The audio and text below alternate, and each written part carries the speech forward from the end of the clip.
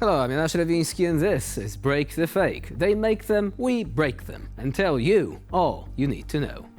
A couple of weeks have already passed since Putin's recent victory, but the Russians are still rejoicing over the circus that they call free elections. Now, the Kremlin's clowns are turning up their nose at the fact that the world didn't show their wonderful contest the necessary enthusiasm. Some foreign voices have even gone so far as to call the elections a farce and label Putin a dictator. Who would have thought? These damned wolves, wishing the empire ill despite its stellar leadership. Apparently, Washington has also accepted the result of these so-called elections, which seems to suggest that the US is not ready to fully abandon the prospect of reconciliation with the Russian ruling elites. Which also means that diplomatic dialogue between the two powers will continue, despite some reactions from Washington that Moscow believes were unfriendly, to say the least. This footage from Russia notes that the US finally kneeled and then proceeds to lay into Washington with considerable malice. What did they expect? Champagne popping at the White House? США не нашли в себе сил и не позволили своим союзникам официально осудить победу Владимира Путина на президентских выборах в России. Американцы заблокировали заявления «Большой семерки», сочтя неуместными предложенные в документе формулировки. Об этом сообщает итальянская газета «Ля Република». Руководство Италии подготовило проект документа от имени G7, но Вашингтон выступил против. В тексте российские выборы были названы фарсом. Госдепартамент США счел такой шаг неуместным.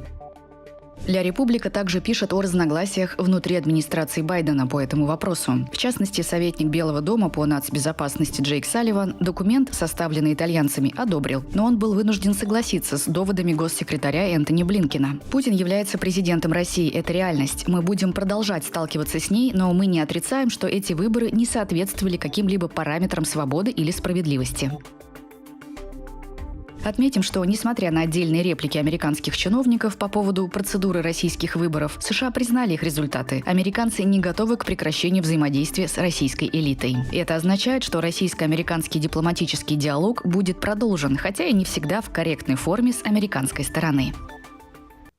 Maybe they have to make do with Medvedev and his booze intake. We'll be coming back to our favorite Russian vodka enthusiasts in a moment.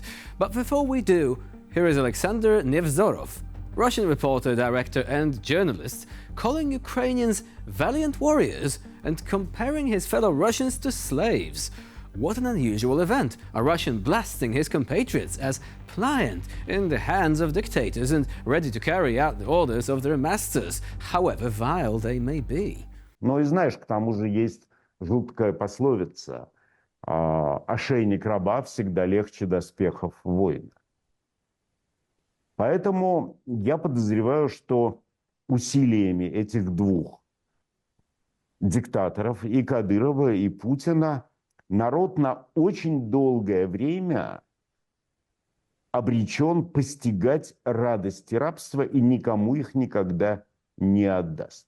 Nevzorov repeated what we at Break the Fake have been saying for quite some time, but honestly, he's not one of ours.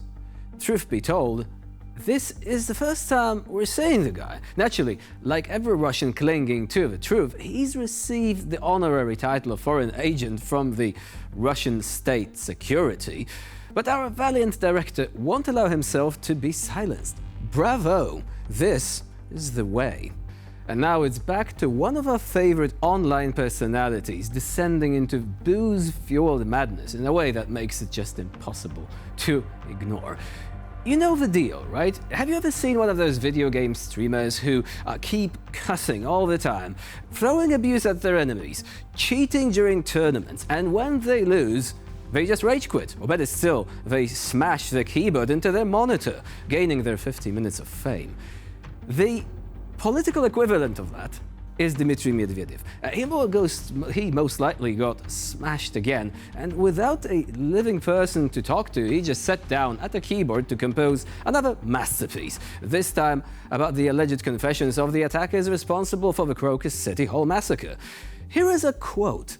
Well, dear leaders of the US and EU countries, are the confessions of the terrorists talking about the millions of rubles promised to them by Kiev and the window in the border between Russia and Ukraine enough? Do you still believe the attack was ordered by ISIS? The real powers that be here are the banderists that you feed in Ukraine. This makes you, Biden, Macron, Sunak, Scholz, and the rest of you accomplices in this horrible crime. End of quote. As we know all too well, truth is not exactly an in-demand commodity in Russia's media landscape. Outright attacks on fundamentalist Islam would sooner or later put them at odds with their Iranian and Hamas brothers. This is why the Kremlin's propaganda machine went into overdrive, pinning the blame for the attack on the Ukrainians, even when the attacks were still on the Crocus City Hall premises, still taking place. Now, soon after capturing the 4 Tajikistan nationals accused of perpetrating the attack, the thugs working for the regime's security apparatus began boasting of subjecting the suspects to torture so vile that it can only be compared with the horrific exploits of the Inquisitors, or Vlad the Impaler, aka Dracula. No relations to Vlad the Invader, by the way.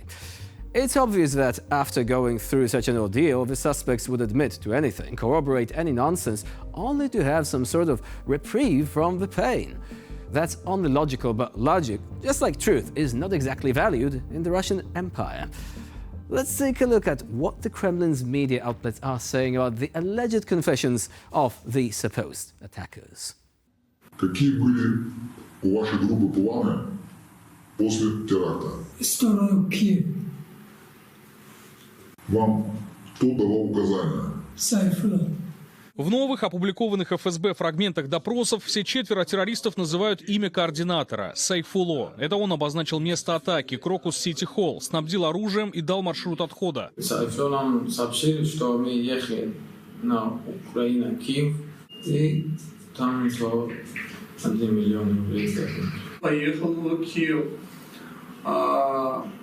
Где-то должен был ждать деньги по 1 миллиону рублей. За обещанным гонораром по 1 миллиону рублей на каждого террористы сразу после атаки отправились по трассе М3 Москва-Киев. Неслись со скоростью под 170 км в час. Наши силовики перехватили машину вот в этой точке, вблизи поселка Коммуна. До российско-украинской границы оставался 141 километр. Смартфоны, хоть и в поврежденном виде, попали в руки следствия. Полученная из них информация свидетельствует, что беглецы до последнего получали указания от куратора Сайфулло. Сайфулло сказал, что там вас будет ждать граница Украины, ребят, которые помогут нам перейти границу, и доехал в Киев. На той стороне для террористов, как выяснилось, готовили сразу 2 коридора. Наши спецслужбы зафиксировали активность ВСУ по разминированию вблизи приграничных поселков Чуйковка и Сопыч Сумской области. Места эти глухие, густой лес. От ближайших населенных пунктов в России до границы не больше 4 километров. Здесь террористы должны были сжечь автомобили и идти пешком по командам все того же Сайфулло. Он нам сказал: уезжайте в сторону Киев, и когда доберетесь до границы, недалеко от границы, бросайте свою машину и наберите меня. Я вам дальше помогу. Сайфулло говорит, звони, потом я буду говорить чудо. I'm quite sure you've seen news of the total eclipse in the United States, but this is something else, apparently a mental eclipse all across the Kremlin, because they keep pushing this Ukraine narrative over and over again, even though there is no evidence, even though ISIS has admitted responsibility. I mean, come on. And by the way, this comparison that I made just a few moments ago with Vlad the Invader, Vlad the Impaler, I'm quite sure Putin is not of empire. Why? Have you seen the weather in parts of Russia recently? The flooding and all empires are supposed to be able to control the weather, right? Anyway, moving on. In a recent appearance, Minsk's potato prince once again freestyled about Western strategy, propaganda and information, as well as economic warfare. A brief quote would be in order here, so let's go. Ukraine's curators said that the media already did that. We need something hotter, like the Crocus City Hall in Moscow, or, God forbid, terrorist attacks and armed confrontation in Belarus. End of quote. That's an interesting change of direction. It appears that Lukashenko took off his uniform, put away the spirited narratives about striking Poland and Lithuania. Но я понимаю, что ситуация непростая. И все сошлось сейчас на средствах массовой информации. Сейчас идет информационная война, прежде всего СМИ. Экономическая война, иначе ее не назовешь. Мы делаем все для того, чтобы уберечь страну от горячей войны. Пока нам это удается, думаю, что мы сможем решить эту проблему, не допустить столкновения, как это было всегда, вы это хорошо знаете, на территории Беларуси, этого противостояния. Закоперщиками всего, инициаторами являются наши беглые. Мы абсолютно знаем, чем они там занимаются, бегают по разным центрам принятия решения и советникам от Америки до Брюсселя, просят деньги и, самое главное, дайте на СМИ, на СМИ, на СМИ. Seems Lukashenko was really embarrassed about our jokes about his fluffy dog. He's not showing him anymore. Why not? Come on. By the way, remember these bobblehead dog figurines that people had in their cars once upon a time? Some of you might be too young for them, but for an idea of how they operated, just take a look at Lukashenko's interlocutor. That's right, up and down, and take note of the difficult questions. All right. The poor fellow forgot that he was supposed to ask any questions. Right now, he's not a journalist, just a bobblehead dog. Unless Lukashenko's fluffy dog was beneath the table, biting at his ankles whenever it felt the guy was about to ask questions. Haven't thought of that. And with this, we end this episode of Break the Fake. Please stay with us here on TVP World for more latest news and updates.